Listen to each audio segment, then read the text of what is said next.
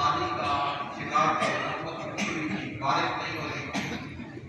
لوگ جناب موسیٰ علیہ السلام کی تحریر پر چلے گئے کہ یا نبی اللہ آپ دعا کریں کہ اللہ کی رحمت کی برکھا برسنا شروع ہو جائے، یہ خشک سالی یہ قحط سالی کافر ہو جائے۔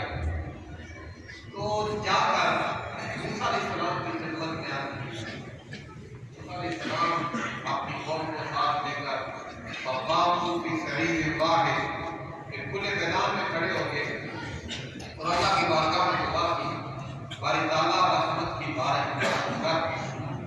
اللہ پاک نے فرمایا موسیٰ میری رحمت اس وقت تک نہیں اتر سکتی جب تک تیرے اس مجمع کے اندر ایک گناہگار بندہ باہر نہیں نکلتا۔ وہ لوگوں کی غیبت کرتا ہے، وہ لوگوں کی عزت کے لباس کو پائمال کرتا ہے، جب تک وہ باہر نہیں نکلتا میری رحمت ناراض ہے، میری رحمت نہیں اترے گی۔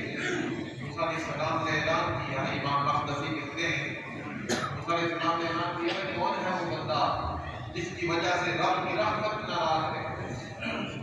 فرآ یمینا وشمالا، اس نے دائیں طرف فرآ یمینا ویسارا، اس نے دائیں طرف بھی دیکھا بائیں طرف بھی دیکھا، سامنے بھی دیکھا پیچھے بھی دیکھا کہ شاید کوئی اور بھی ہو۔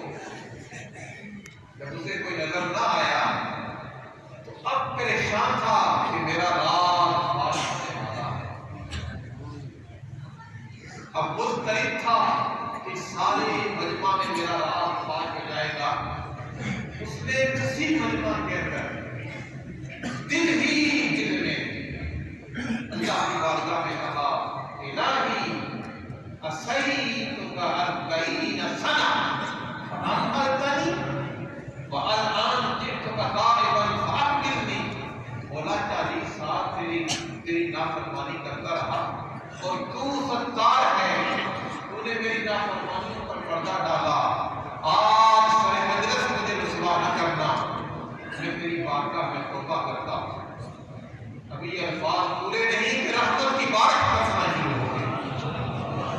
موسیٰ علیہ السلام نے پھر رب سے پوچھا باری تعالیٰ، پہلے رحمت اتر نہیں رہی تھی، اب رحمت کی رمٹم بارش نازل ہو گئی، وجہ کیا ہے؟ فرمایا جس کی وجہ سے رحمت اتری ہوئی تھی اسی کی وجہ سے رحمت پوری ہے۔ باری تعالیٰ وہ بتا دے کہ وہ کون سا بندہ ہے جس کی وجہ سے رحمت رکی بھی ہوئی تھی، رب کا